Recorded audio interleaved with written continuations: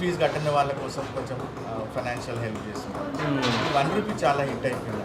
అదే కానీ రూ. 1కి అసలు హైదరాబాద్లో ఒక చాక్లెట్ రాదు నిజం చెప్పాలంటే. అట్లాంటిది మీరు భోజనం అందిస్తున్నారంటే మీకు పాదాభివందనం. లేదు సార్, థ్యాంక్ యూ సార్. రూపాయికి అంటే సార్ ఆకలికి విలువ కట్టుకోలేము సార్.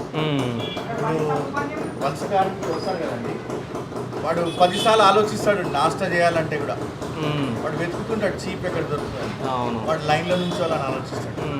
సార్ వాళ్ళ ఇంట్లో అయితే ఎన్ని కష్టాలు ఉంటాయో తెలియదు, కానీ మనం ఇచ్చే దాంతో వాళ్ళు బాగుపడితే కొంచెం తృప్తి చెందితే అంటే గవర్నమెంట్ అందిస్తున్న భోజనం కూడా ₹5 ఉంది, కానీ మీరు ఫ్రీగా అందిస్తే వీళ్ళు అంటే తినకుండా పాడు చేసి వెళ్ళిపోతారని ₹1 పెట్టారని నేను అనుకుంటున్నాను. అంటే మనం ఏమి వాల్యూ పెట్టకుండా పెడితే అందరికి ఇవ్వాల్సి వస్తుంది. వాడు తినకుడు ఇస్తరాకులో పెట్టుకుంటాడు, సంచిలో పెట్టుకొని వెళ్ళిపోతాడు, అట్లా అవుతుంది. ఇంకా ఎక్కడ సరిపోతుందండి అట్లా. సో ఇది ₹1 అంటే వాల్యూ అండి, మళ్ళీ ఎంతో రెస్పెక్ట్ కదండి. ఎలాంటి వాళ్ళైనా ఎక్కడి నుంచి వచ్చినా కానీ ₹1 ఇస్తే మేము ఇవ్వాల్సి వస్తుంది అట్లా. అంటే కాంపిటీషన్ లేదండి ₹5 భోజనం అదని. మా కాన్సెప్ట్ ఏంటంటే గవర్నమెంట్ కూడా చాలా మందికి హోమ్లెస్ వాళ్ళకి వలస కార్మికులకు పెడుతుంది. సో మేము కూడా వాళ్ళతో పాటు ప్యారలల్గానే పెడుతున్నాము.